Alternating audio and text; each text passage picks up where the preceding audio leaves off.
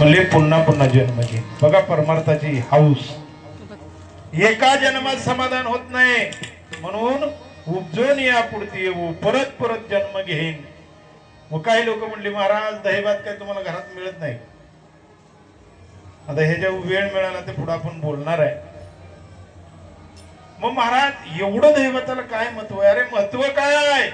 हा काला वैकुंठात सुद्धा बघायला मिळत नाही. वैकुंठी तो ऐसे नाही कवळ काही काल्याचे. हा काला वैकुंठात बघायला मिळत नाही. हा फक्त मिळतो कुठं? या भूलोकावर मिळतो. आणि म्हणून हा काला इतका महत्वाचा आहे की तो देवादिकांना सुद्धा मिळत नाही. वैकुंठात कोण असते? त्यांच्या सुद्धा वाट्याला येत नाही. आणि म्हणून हा काला खाण्यासाठी मी पुन्हा पुन्हा जन्म घेईन. महाराज आमच्या लक्षात आलं. पण आम्हाला एक सांगा, हा काला जर आम्हाला समजा मिळाला तर आम्ही तो कसा खायचा? तर महाराज म्हणले आपल्या हातात आला की आपल्याच तोंडात गपकन घालायचं नाही. मग काय करायचं? एकमेका देऊ मुखे सुखे घालो हुंबरी. एकमेकाच्या मुखामध्ये देण्याची पद्धत फक्त या भूलोकावर आहे. हा आनंद वैकुंठात बघायला मिळत नाही. मग महाराज हा काला जिथं झाला ते ठिकाण कसं आहे? तर महाराज म्हणले तुका म्हणे वाळवंट बर्वे नीट उत्तम. तिन्ही शब्द एकाच अर्थाचे आहेत. बर्वे, नीट आणि उत्तम. फक्त चढता क्रम आहे. समजा उदाहरण तुमच्या शब्द लक्षात येईल. आपण एखाद्याला लग्नाचं निमंत्रण देतो. बोलवण्याच्या पद्धती 3 आहेत. पोराचं लग्न आहे या बरं का, 1. पोराचं लग्न आहे तुम्ही आला पाहिजे, 2. पोराचं लग्न आहे तुम्ही आलाच पाहिजे. लग्नालाच बोलवलं पण तिन्ही शब्दात अर्थ एकच आहे पण बोलवण्याची पद्धत. तसं महाराजांनी वाळवंटाचं वर्णन करताना 3 शब्द एकाच अर्थाचे वापरले. बर्वे, नीट, उत्तम. याच्यावर वेळ मिळाला तर आपण पुढे बोलणार आहे. असा अभंगाचा सरळ अर्थ आहे.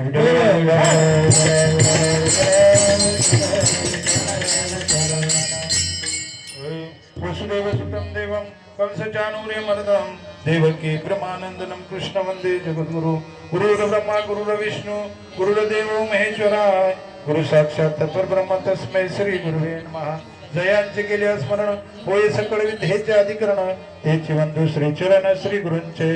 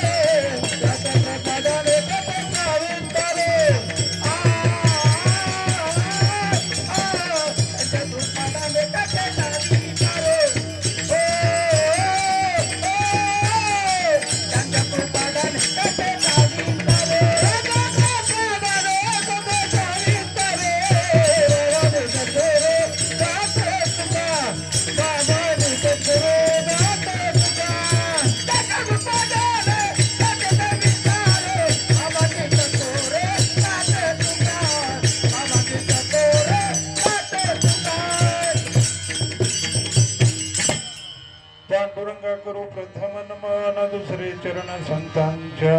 त्यांच्या कृपादाने कथेचा विस्तार बाबाजी सद्गुरु दास तुका.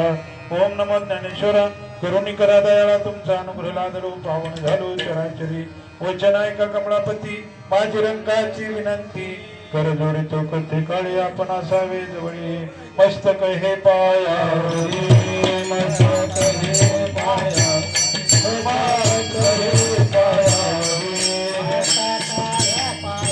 Wow!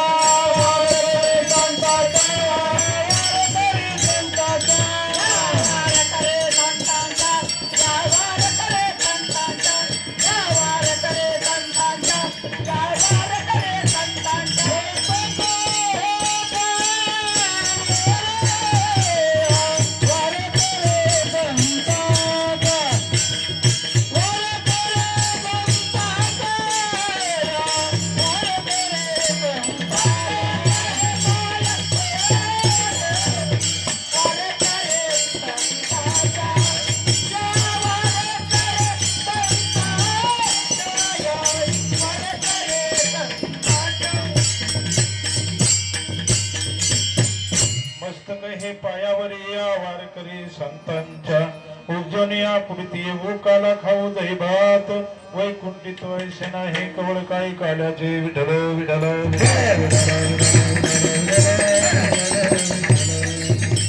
असो काल्याचं कीर्तन अभंगाचा भावार्थ तुमच्या जवळ ठेवलेला आहे.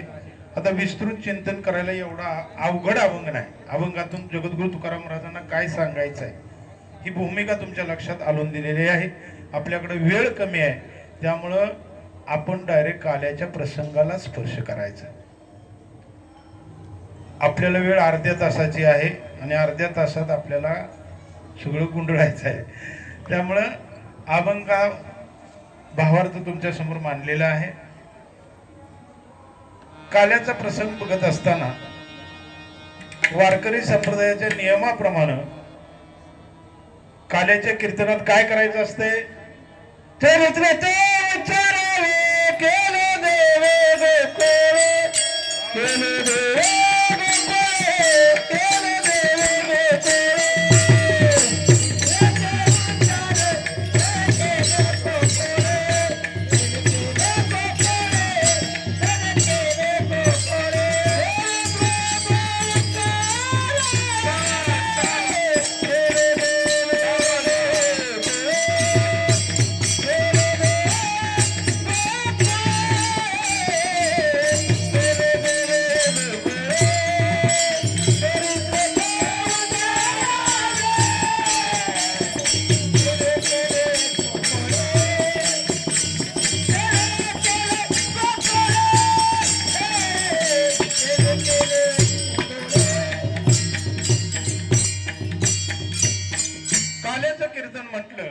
भगवान श्रीकृष्णानं गोकुळामध्ये ज्या लीला केल्या त्या लीलेचं वर्णन करायचं असतं. विठ्ठल विठ्ठल. आता काल्याची कीर्तन मला वाटतंय आपल्या दिंडीत जेवढी जेवढी माणसं आहेत त्या प्रत्येक गावामध्ये पारायण सोहळा आहे. त्यामुळं काला सगळ्यांना माहिती आहे.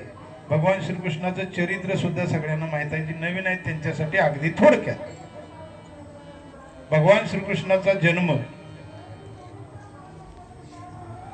कुठे झाला. पटापटा बोला. काल्याच्या कीर्तनात प्रश्न आणि उत्तर तर काल्याचं कीर्तन हा कारागृहात झालं.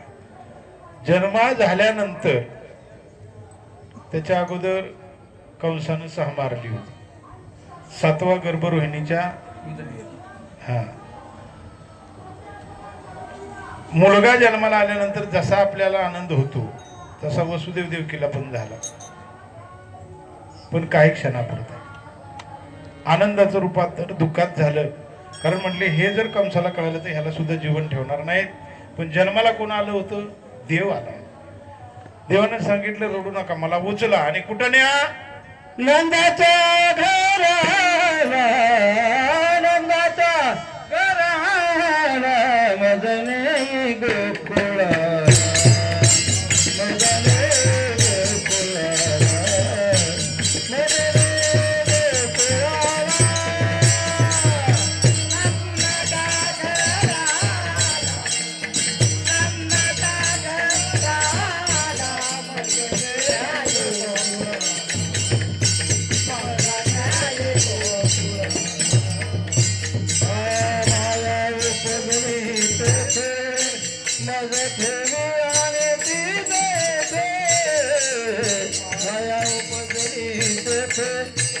मदने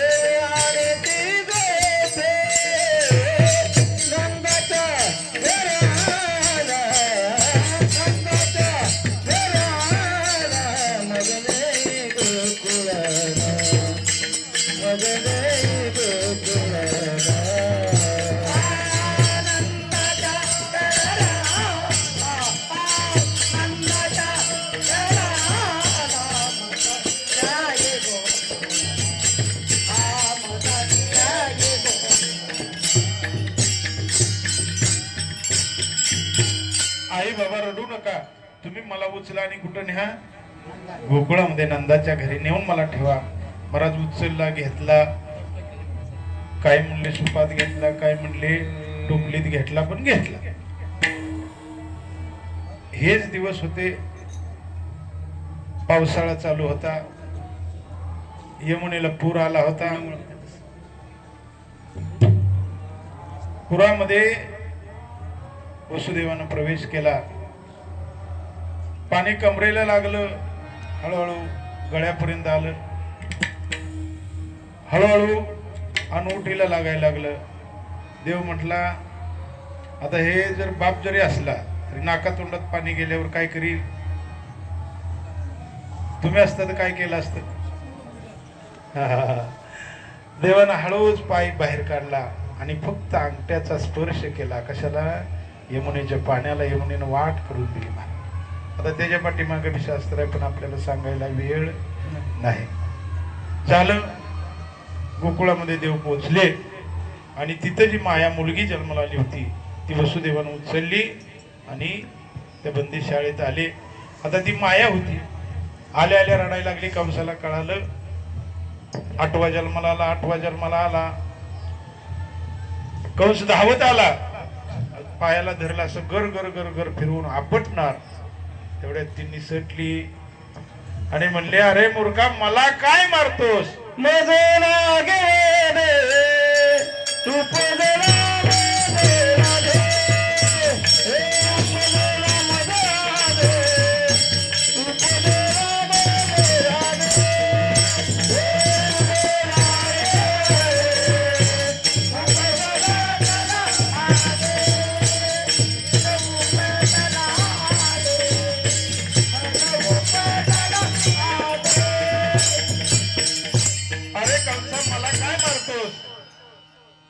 तुला मारणारा माझ्या अगोदरच जन्माला आलाय नाही. आणि मग कंस म्हणला, असं कसं झालं? आता म्हणले, कसं झालं बघायला वेळ नाही. आता गेलाय ना, आता त्याला संपवायचा कसा त्याच्यावर विचार करा. मग पहिला विडा उचलला कुणी? पुतना मावशी. पुतना मावशी म्हणली, एवढूस बाळ काय टेन्शन घेताय, मिनिटात खेळ खलास करून येतो. सुंदर रूप धारण केलं. वर्णन असं आलंय, ती जशी गोकुळामध्ये आली सगळं गवळी मोहित झालं. इतकं सुंदर रूप. आणि आली पत्ता विचारत विचारत विचारत नंदराजाच्या वाड्यात आली. यशोदा माता एकटीच आहे, भगवान श्रीकृष्ण झोपलेले आहेत. आता आल्या आल्या आपण सुद्धा एखादा पाहुणा जर आला तर आल्या आल्या काय देतो? पाणी देत आहे का नाही? पाणी दिलं, त्यावेळेला चहा होता का नाही माहित नाही, पण आपलं सांगून टाकू. यशोदा आतमध्ये चहा करायला गेली, चहा घेऊन आली. आणि समजा पाहुणं नाहीच ओळखलं तर आपण सहज विचारतो, पाहुणं ओळखलं नाही, पण कधी चहा पाणी दिल्यानंतर अहो लक्षात आलं नाही. ती म्हणली, काय अगं, एवढं बाळ जन्माला आलं, पोरगा एवढ्या वर्षांत तुला झाला आणि मला सांगितलं नाहीस? नाही म्हणली, शपथ नाही ओळखलं. अहो म्हणली, तुमच्या आजीच्या नातीच्या काकीच्या बहिणीच्या सवतीच्या पोरीच्या नंदची बहीण आहे का नाही, तिच्या सख्या जावाची मी चुलत बहीण. कळलं का नातं तुम्हाला? मलाच कळलं नाही तर तुम्हाला कुठलं कळलं? थोडक्यात लय लांबचं नातं सांगितलं. यशोदा म्हणले, असू दे, कोणतरी असेल, काय करायचंय. जशी यशोदा आतमध्ये गेली, हिनं ते झोपलेलं बाळ उचललं आणि स्तनाला लावलं. कारण स्तनामध्ये काय भरून आली होती? विष भरून आली होती. आता तो देव आहे. देव म्हणला, आपण बी झोपाय आलो नाही, पहिलं गिराईक आहे, त्याचं स्वागत केलं पाहिजे. महाराज, पहिल्यांदा सगळं ते विष देवानं ओढून घेतलं आणि विष ओढता ओढता ओढता ओढता जसं रक्त ओढायला सुरुवात केली तसं अरार दुखायला लागलं. सोड सोड. देव म्हणला, अगं येडे, मी एक तर कुणाला धरीत नाही आणि धरलं तर त्यामुळं सुट्टी नाही. अक्षरशः सगळं रक्त तिचं पिहून टाकलं आणि महाराज ती जागेवर पडली ना. वर्णन असं आलंय, भगवान श्रीकृष्ण तिच्या छातीवर होते, देवाला खाली घ्यायला शिड्या लावाव्या लागल्या होत्या. मग ती राक्षसीन किवडी असेल. एवढं मोठं आलेलं संकट सुद्धा देवानं दूर केलं महाराज. अशी एक ना अनेक संकट देवावर आली, पण देवानं सगळी परतवून लावली. आणि मग हळूहळू देव आता कळता झाला, असं म्हणूया आपण. देव कळताच असतो. हो, देवानं एक विचार केला की या गोकुळामध्ये जे सौंगडे आहेत, मुलं आहेत, ते म्हणले गोकुळामध्ये सगळं आहे, दूध आहे, दही आहे, तूप आहे, लोणी आहे, हे सगळं असताना पोरं सगळी काडी पैलवान. हे असं का होतंय? पोरांना विचारलं, तुमचे आई बाबा तुम्हाला पोटभर खायला देत नाहीत का? पोरं म्हणली नाहीत देत. कारण सगळं दूध कुठे जातं?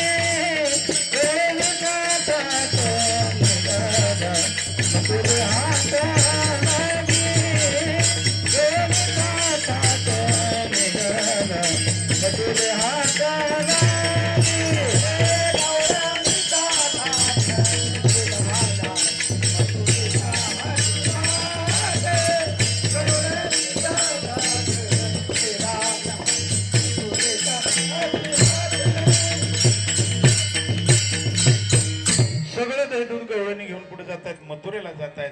देवाच्या लक्षात आलं यांचं दूध खात्यात आणि ह्यांनाच त्रास देतात. बंदोबस्त केला पाहिजे. ग्रामसभा घेतली, सगळ्या गवळ्यांना सांगितलं इथून पुढं दही दूध मथुरेत जाऊ द्यायचं नाही. गवळी म्हणली, बाबा तू काल जन्माला आलेला कार्टा, आम्हाला शिकवायचं असेल तर चालणार नाही. कारण आम्ही जर दही दूध नाही जाऊ दिलं तर ते परत आम्हाला डबल त्रास देतील. मग देवानं ओळखलं हे असे ऐकणार नाहीत. मग ह्यांचं दही दूध कसं घेतलं पाहिजे? चोरून घेतलं पाहिजे. सगळं संगडी गोळा केलं आणि त्यांना म्हणले याल तरी आरेला घे, अवघे माझ्या मागे मागे, आज देतो पोट भरी, पुरे म्हणाल तू वरी. आज मी पोटभर आहे आपल्याला जाताना. कालच्यानं सगळी उपाशी आहे तुम्ही, त्यामुळं पोटभर आहे. कवा बिंदास आता काही गावाला जाऊन मी पाऊसले आहे, त्यामुळे रानात काय जाता येणार. हा, देवानं सगळं संगडी गोळा केलं आणि म्हणले चला आपल्याला दही दूध खायचंय. मग काय करायचं? काय नाही म्हणले, सांगतो तेवढ्या वस्तू घ्या.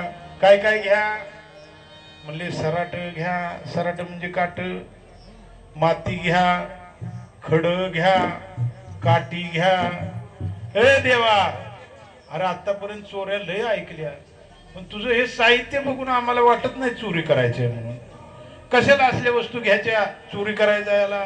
देव म्हणला, अरे वेड्यानो, आपल्याला काही तिथं आमंत्रण नाही. आमंत्रण नाही का? बिना आमंत्रणाचं फक्त पंढरपुरातच चालतं. कोण उठ म्हणत कुठल्याही पंक्तीत जाऊन बसा. पण तिथं मात्र तसं नाही. म्हणले आपल्याला आमंत्रण दिलं नाही. आपण चोरी करायची आहे. चोरी करत असताना समजा एखादी गवळण उठली आणि आपल्याला धरायला आली, लगेच तिच्या पुढे काट टाकायचं. काटा लागल्यावर तरी थांबल का नाही? पळून जायचं. पेंद्या म्हणला देवा, आणि समजा एखादी गवळण चप्पल घालून आली तर मग तिची माती घेतल्या का नाही बारीक, ती तिच्या डोळ्यात टाकायची. आणि काठी खड म्हणले जिथं ते माठ दह्या दुधाचं अडकवले ते भरलेलं आहे का रिताय करण्यासाठी खडा मारायचा. खडा मारल्यावर आवाज वेगळा येतो. भरलेला असेल तर, मोकळा असेल. अनुभव घ्या घरी गेल्यावर. आणि काठी, अरे ते काय हाताला यासारखं बांधलंय का? आपल्या उंच्या एवढ्या एवढ्या एवढ्या एवढ्या. मग काठीनं फोडायचं. म्हणली बरोबर आहे, खरं आहे. आणि चोऱ्या चालू झाल्या. एका बाजूचं घर बघायचं आणि त्याच्यावर हल्ला करायचा. महाराज, चोऱ्या चालू झाल्या. सगळ्या गवळणींच्या लक्षात आलं की आपलं दहीदूध चोरी होते. मग सगळ्या गवळणींनी यशोदा मातेकडे तक्रार करायला सुरुवात केली. यशोदे, यशोदा तुझा काळा,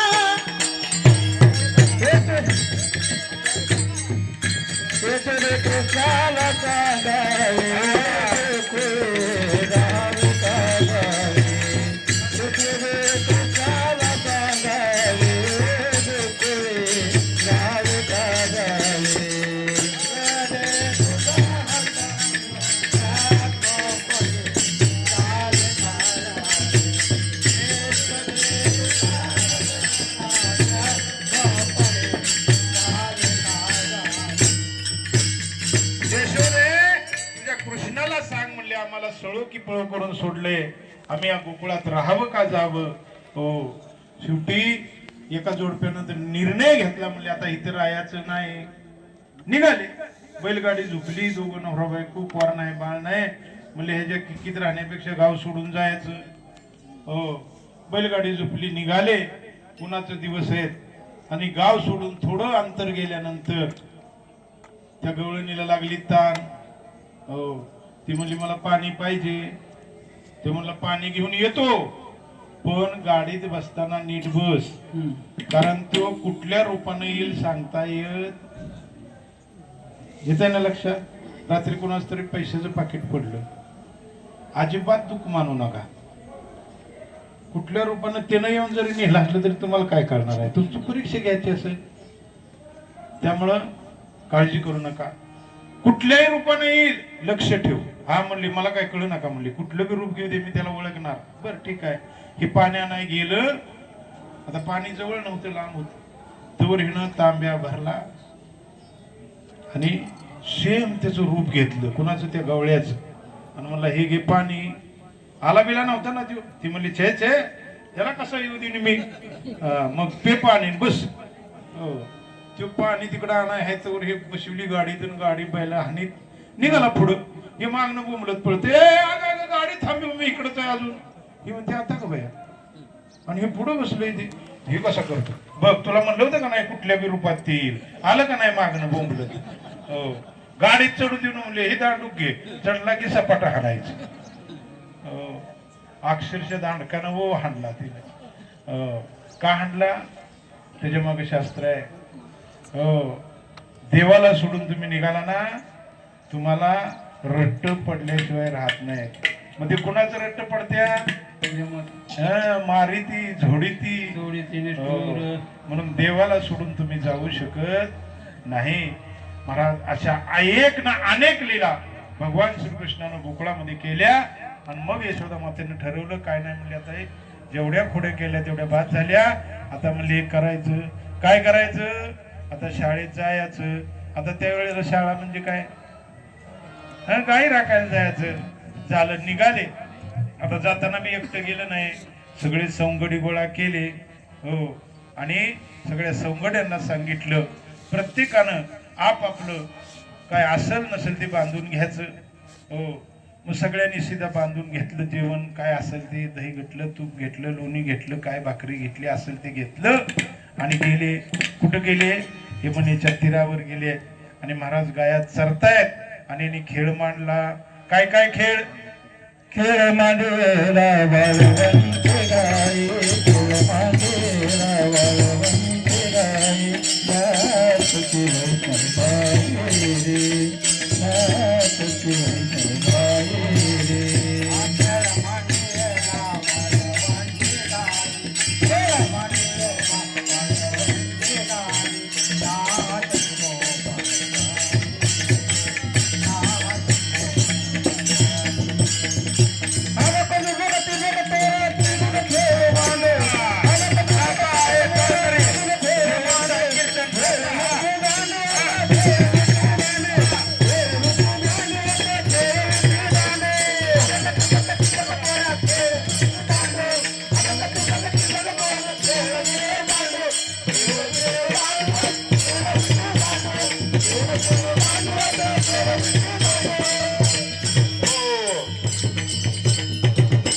सगळं खेळ मांडले. हो, खेळ खेळून खेळून खेळून कट्टाळली. जसं तुम्ही फिरून फिरून कट्टाळला. महाराज बास आता चला घरी, नाही का. तस सगळे संगडी म्हणले अरे देवा बास आता खेळायचं म्हणले काय खेळायाचे पोटी भूक खांदी भार काय खेळायाचे सुख देवा बास आता भुका लागल्या रे तिकडे पुऱ्या झाल्यात जवळजवळ त्यामुळं आटापत घे हो बसले सगळ्यांनी आपलं आणलं होतं जे जे काय बांधून ते सोडलं आणि खायला सुरुवात करणार तेवढ्या देव म्हणला असं खायचं नाही मग कसं खायचं अभंगाचं तिसरं चरण एक मेका देव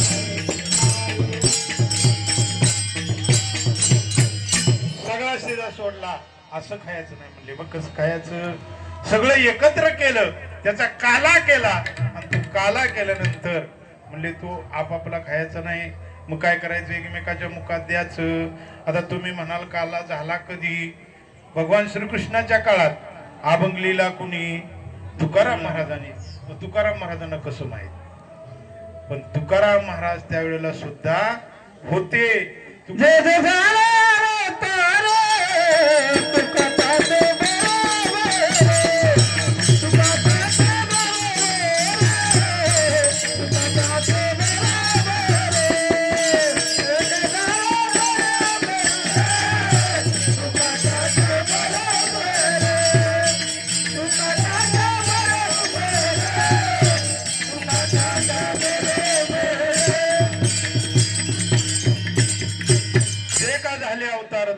बरोबरच प्रत्येक अवतारात तुकाराम महाराज होते नवे नवे आपण सुद्धा होतो त्यावेळेचा काला खायला आपण सुद्धा होतो म्हणून आज आपल्याला काला मिळतो हे लक्षात घ्या कारण काला कुणालाही मिळत नाही भाग्य लागतं आणि महाराज तो काला अशा पद्धतीनं त्या ठिकाणी भगवान श्रीकृष्णानं आणि गोकुळातले जे गोपाळ आहेत त्यांनी पहिला काला कुठं केला गोकुळात केला तोच गोकुळातला काला संतांनी आज कुठं आणला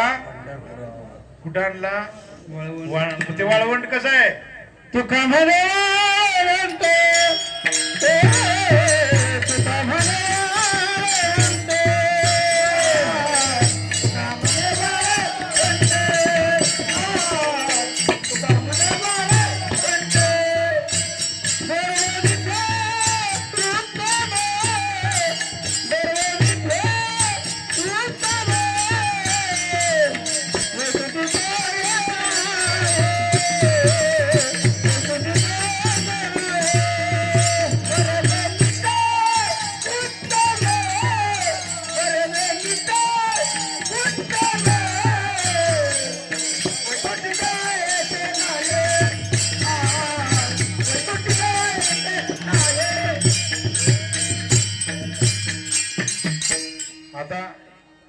सगळ्यांनी हात वर करा एकदा त्याच्या नावाने सगळ्यांनी स्वयंपाकवाले बी थांबायला हटायचं वर हात करा दोन्ही हात वर करा वा वा वा सगळ्यांनी गोड भजन करा आचारी करपलं तर करपू द्या जरा करा हात वर तुम्ही बी हा वा वा वा वा कोण आहे तो हा हा हे बुट काढ बळा बुट काढ हा आबा दोन धरा घेऊ काय दे थोबाल कोमाई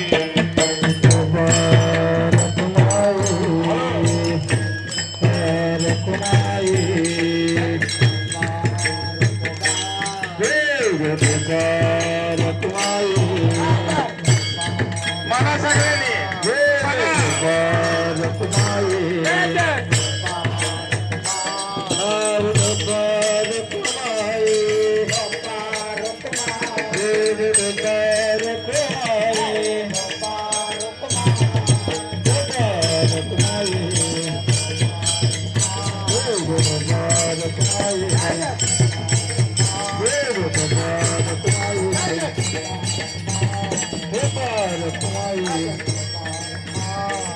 मुबारक माई मुबारक माई.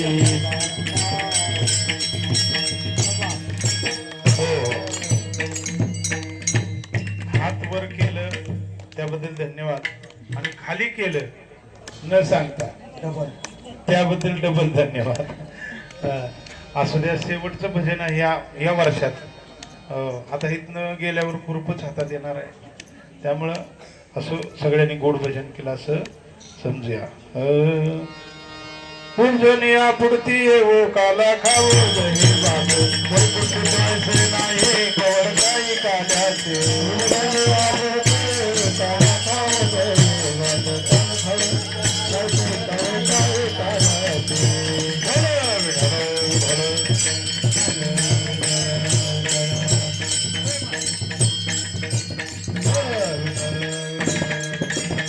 अशा पद्धतीनं या ठिकाणी थोडक्यात आपण काल्याचा प्रसंग बघितलेला आहे.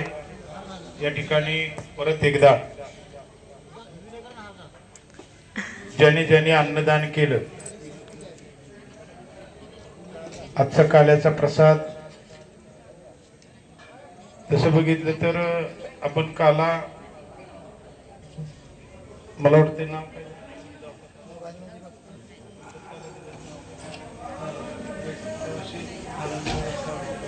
नाही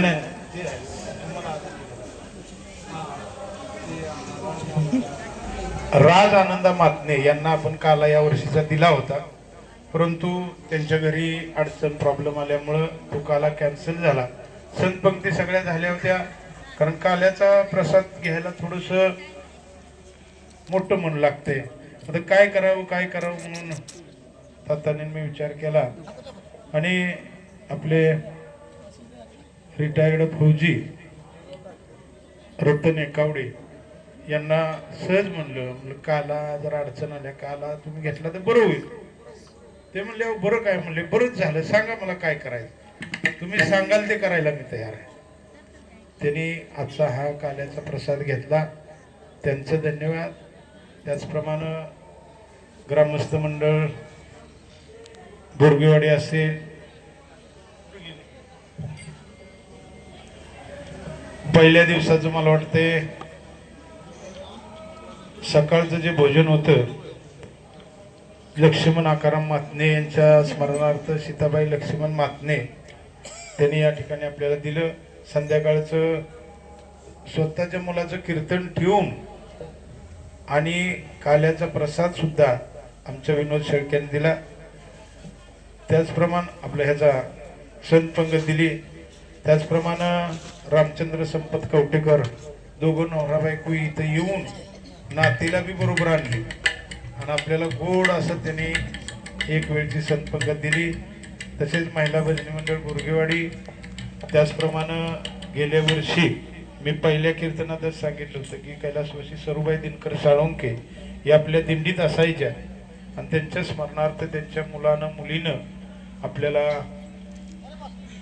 फराळ दिलं काल सकाळचं.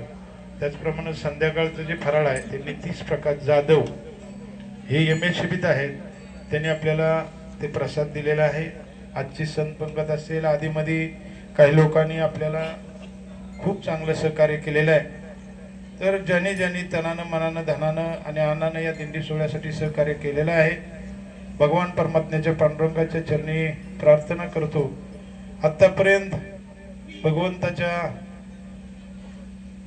चिंतनामध्ये किंवा कीर्तनानं कशानं जेवढं पुण्य माझ्या पदरात पडलं असेल ते पुण्य मी भगवान परमात्म्याला अर्पण करतो आणि या सगळ्या दात्यांना आणि दिंडीत आलेल्या वारकऱ्यांना भगवान परमात्म्यानं सुखी ठेवावं अशी प्रार्थना करतो. या ठिकाणी तुमच्या सगळ्यांचं धन्यवाद व्यक्त करताना, तुमची सोय करताना, तुमची कुठेही गैरसोय होऊ नये म्हणून जे संचालक मंडळ रात्रंदिवस झटतंय त्यांचं सुद्धा तुम्हा सर्व वारकऱ्यांच्या वतीनं मी धन्यवाद व्यक्त करतो. बोलण्याच्या ओघामध्ये कुणी कुणाला रागानं बोललं असेल, भलं त्याचं चुकीचं असेल, पण ते पंढरपुरातच सोडायचं आणि जाताना काय न्यायचं देवच घेऊन जायचं, लाटणं नव्हतं. त्यामुळं सगळ्यांना या ठिकाणी धन्यवाद व्यक्त करतो आणि आजच्या कीर्तनाला माझ्या आवर्जून गुरुवारी हरिभक्तपरायण मधुकर महाराज दीक्षित ज्यांचं कीर्तन गोड रात्री तुम्ही ऐकलं ते या ठिकाणी माझ्या कीर्तनात उभे राहिले त्याबद्दल त्यांचं धन्यवाद. त्याचप्रमाणे भजन सम्राट गायन सम्राट आपले संजय महाराज उपाळेकर गोड अशी त्यांनी कीर्तनाची साथ केली त्यांच्यासाठी एकदा टाळ्या वाजवा. त्याचप्रमाणे इकडून सुरुवात करतो म्हणजे कोण चुकायचं नाही. कीर्तनातल्या माणसांचा आभार मानायचा असतं बरं का ना. तुम्ही म्हणाल काही तुमची आहे म्हणून वय ही काय भावकी आहे म्हणून नाही. इकडं आपले ताता असतील इकडं दिदी नाव काय तुझं अनुजा अनुष्का रोजच्या कीर्तनाला ती उभी आहे बरं तिच्यासाठी एकदा टाळ्या वाजवा. त्याचप्रमाणे आपल्या वारकरी साहित्य परिषदेच्या पाटण तालुका अध्यक्ष नंदाताई जाधव त्या या ठिकाणी टाळी घेऊन उभं राहिल्या त्यांचं धन्यवाद. त्याचप्रमाणे आमचे वर्गमित्र आणि आमच्यावर आणि तातांच्यावर ज्यांचं जीवापाड प्रेम आहे तुम्ही म्हणाला असं का म्हणला ज्यांना माहीत आहे त्यांनाच कळणार कारण मिनिटाला आमचं खटाकतं मिनिटाला. तुम्ही एवढं एक विचार करा काय लोक म्हणली काय म्हणले तुम्ही पुढे लागणारी जर अशी तंडाई लागला आल्या का घरात 5 न 6 माणसाचं कुटुंब असतं का नाही बिना भांडता चालतं का. आणि एवढं 300 350चं कुटुंब सांभाळायचं म्हणजे वाद हे ठरतात. पण आमचं लगेच वाद झालं की दुसऱ्या मिनिटाला आम्ही एकमेकाच्या खांद्यावर टाकतो. हे शिका वारीत हे शिका. आम्ही आमच्यात तो बदल करून घेतला कारण आम्ही ज्या वेळेला पहिल्यांदा बसलो तात्या आपण त्यावेळेला ठरलं होतं एवढं मोठं गाडा चालवायचं म्हणजे वादावादी ठरलेली आहे. पण ती वादावादी ज्या वेळेला तात्या मला बोलतील बोले तात्यांचं चुकीचं असेल त्यावेळेला मी शांत राहायचं. तात्या शांत झाल्यावर तात्याने म्हणायचं तात्या असं नव्हतं ते तसं होतं. मग तात्या म्हणतात हो राव बरोबर आहे असं हे आम्ही अंतर्गत ठरवून घेतलेलं आहे. त्यामुळं संचालक मंडळाचं परत एकदा धन्यवाद. त्याचप्रमाणे ज्यांचं पहिल्या दिवशी कीर्तन झालं आपले ओम महाराज गोड असं त्यांनी कीर्तन केलं आणि आपल्याला नेहमीच ज्यांच्या मी म्हणतो जीवावर आपल्या दिंडीचं संगीत क्षेत्र ज्या खांबावर अवलंबून आहे ते खांब म्हणजे आपलं बापू आहे. बापूंच्या आणि बापू म्हणले गावची जरी दिंडी निघाली तरी मी गावाला विनंती करणार की मी त्या दिंडीला सोडू शकत अन्न सोडावे असे तुम्ही बी सगळे पांडुरंगाला साकड घाला. ह्यो माणूस दिंडीतनं गेला नाही. त्याचप्रमाणे आपल्या आप्पा हो जिथं नडल भजनात कोण नसलं आप्पा इथंच माईक पशी कीर्तनात कोण नसलं हरिपाठात कोण नसलं तरी काम चालवायचं काम आप्पा करतात. आपणच्यासाठी एकदा टाळ्या वाजवा. आपले चंदू भाऊ मुंबईवरनं त्यांच्या बी जीवनात थोडंसं अवघड प्रसंग आला. आपल्या दिंडी सोहळ्यात मोठं सहकार्य असणारे मी पहिल्या दिवशी सांगितले त्यांचे बंधू आनंदराव मातने मला ते म्हणले सुद्धा की म्हणले महाराज अजिबात मूड लागत नाही पण शेवटी बघा जे जे लिहिले संचिती ते न चुके कल्पांती. त्यामुळं चंदूभाऊंचं नेहमीच सहकार्य. आणि बघा ते येतात मुंबईवरनं आणि बिशी भरताना गावच्या नियमाप्रमाणे बिशी इथं भरतात. जेवढं आपण भरतो तेवढं ते भरतात. टाळ्या वाजवा. याला म्हणायचं दातृत्व. इथं एकदा आली तर म्हणते मी एक फक्त येताना आलोय माझं 300च घ्या. अर्धी की 600 का होतं या. उद्या आमच्या जंगलवाडकरणींचं एकच पाकिट पडलं कुठून घ्यावं सांगा बरं त्याने. आता त्याच्या मनात आलं तर तो भरभरून बी देतो आणि घेतो सुद्धा. त्याचप्रमाणे आमचे गुलाब महाराज जाधववाडीकर हो विनकर आहेत जाधववाडी पारायणातलं त्यांचं धन्यवाद. आणि ज्यांना आपण प्रेमानं टायसन म्हणतो त्यांना फौजी म्हणून वजनच वाटत नाही. टायसन म्हणल्याशिवाय वजन नाही. आणि एवढा भजन प्रेमी माणूस बरं का कालच्यानं लय धडपडते. पण एवढ्या मोठ्या मेळ्यात काय चान्स कोणाला मिळतो नाही मिळतो. मला नुसतं कीर्तनकार म्हणून झिनी ठेवलंय आणि वाजवणार नसला की महाराज वाजवा. अभंग माझ्या नशिबात म्हणायला नाही वाटतं की मला मी एखादा अभंग म्हणावा पण वाट्याला येत नाही. त्यामुळे माझ्यासारख्या महाराजाला वाट्याला आहे ना तुमच्या नाही आलं म्हणून नाराज होऊ. त्यांच्यासाठी एकदा टाळ्या वाजवा. आणि आपले जगन्नाथ महाराज सुर्यचवाडीकर अण्णांचा उजवा हात अण्णा बरोबर आहे का ना? हा, त्यांच्यासाठी एकदा टाळ्या वाजवा. त्याचप्रमाणे माने महाराज